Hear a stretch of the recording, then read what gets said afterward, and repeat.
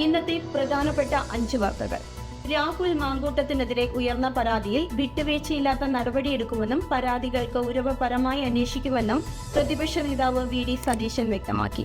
പരാതി ഉയർന്നതിന് 24 മണിക്കൂറിനകം തന്നെ രാഹുൽ രാജിവെച്ചതായി അദ്ദേഹം ഓർമ്മിപ്പിച്ചു. ഞാനെന്താ പറഞ്ഞത്, ഞങ്ങൾ ഈ കാര്യം ഗൗരവമായി പരിശോധിക്കും, വിട്ടുവീഴ്ചയില്ലാത്ത നടപടികൾ ചെയ്യും. അതിൻ്റെ ഒന്നാം ഘട്ടമായി വിത്തിൻ 24 hours ഒരു പരാതി പോലും ഇല്ലാതിരുന്നിട്ടും അദ്ദേഹം രാജിവെച്ചു. ഞാൻ ഇവരെ പ്രൊട്ടക്ട് ചെയ്യുന്ന പറഞ്ഞാൽ എൻ്റെ വീട്ടിലേക്ക് മാർച്ച് നടത്തുക. അപ്പോൾ ശരിക്കും അവർ ആരുടെ വീട്ടിലേക്കാണ് മാർച്ച് നടത്തേണ്ടത്? അവർ ക്ലിഫ് ഹൗസിലേക്കാണ് മാർച്ച് നടത്തേണ്ടത്. ഏറ്റവും കൂടുതൽ ആളുകളെ, ആരോപണ വിധേയരായ ആളുകളെ പ്രൊട്ടക്ട് ചെയ്യുന്ന ആരാ? കേരളത്തിലെ മുഖ്യമന്ത്രിയാണ്. എന്റെ വീട്ടിലേക്കല്ല, ക്ലിഫ് ഹൗസിലേക്കാണ് മാർച്ച് നടത്തേണ്ടത്. കാരണം ഏറ്റവും കൂടുതൽ ആരോപണ വിധേയരെ സംരക്ഷിക്കുന്നത് മുഖ്യമന്ത്രിയാണ്. ഞാൻ ആരെയും സംരക്ഷിച്ചിട്ടില്ല. BJPയുടെ മുൻ മുഖ്യമന്ത്രിക്കെതിരെ പോസ്കോ കേസ് ഉണ്ടായിട്ടും ഉന്നത അധികാര സമിതിയിൽ അംഗമാണ്. അതിനിടെയാണ് ഇവിടെ സമരം നടക്കുന്നതെന്നും അദ്ദേഹം വിമർശിച്ചു. ഓണസമ്മാനമായി ക്ഷേമ പെൻഷൻ വിതരണം ഇന്നു മുതൽ. ക്ഷേമ പെൻഷൻ ലഭിക്കുന്നവർക്ക് 2 ഗഡു പെൻഷൻ നൽകാൻ 1679 കോടി രൂപ അനുവദിച്ചതായി ധനമന്ത്രി KN ബാലഗോപാൽ.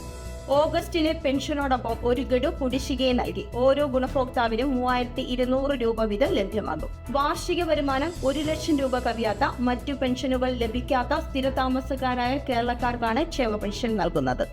ഭൂമി, വാഹനം, സ്വത്തുവകകളുടെ അടിസ്ഥാനത്തിലാണ് അർഹരായവരെ തിരഞ്ഞെടുത്തിരിക്കുന്നത്.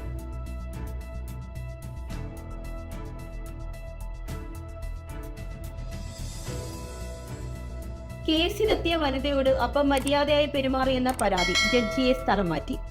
കൊല്ലം ചവറയിലെ കുടുംബ കോടതിയിൽ കേസിനെത്തിയ വനിതയോട് ചേംബറിൽ വെച്ച് അപമര്യാദയായി പെരുമാറിയെന്ന പരാതിയെ തുടർന്ന് ജഡ്ജിക്ക് സ്ഥലം മാറ്റം. ജഡ്ജി അവധിയിൽ പ്രവേശിച്ചു. കേസിന്റെ ആവശ്യത്തിന് കുടുംബ കോടതിയിലെത്തിയപ്പോഴാണ് സംഭവം. ചേംബർ മീഡിയേഷന് വിളിച്ചു വരുത്തിയ ശേഷം അപമര്യാദയായി പെരുമാറിയെന്നാണ് യുവതി ജില്ലാ ജഡ്ജിക്ക് പരാതി നൽകിയത്.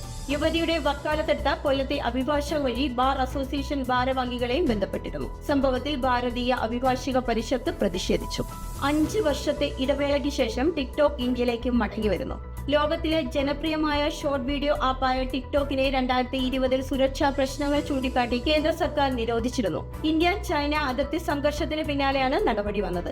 ഇപ്പോൾ ഇരു രാജ്യങ്ങൾക്കിടയിൽ ബന്ധം മെച്ചപ്പെടുന്ന സാഹചര്യത്തിൽ ടിക്ടോക്കിന്റെ വെബ്സൈറ്റ് ഇന്ത്യയിൽ വീണ്ടും ലഭ്യമാകാൻ തുടങ്ങുകയാണ്. 2020 ടിക്ടോക്ക് നിരോധിച്ചതിനു ശേഷമാണ് ഇൻസ്റ്റഗ്രാം റീൽസും യൂട്യൂബ് ഷോർട്സും വൻ ജനപ്രീതി നേടിയത്. അതുവരെ ഷോർട്ട് വീഡിയോ സോഷ്യൽ മീഡിയ പ്ലാറ്റ്ഫോമുകളിൽ ടിക്ടോക്ക് ആയിരുന്നു മുന്നിൽ നിന്നിരുന്നത്.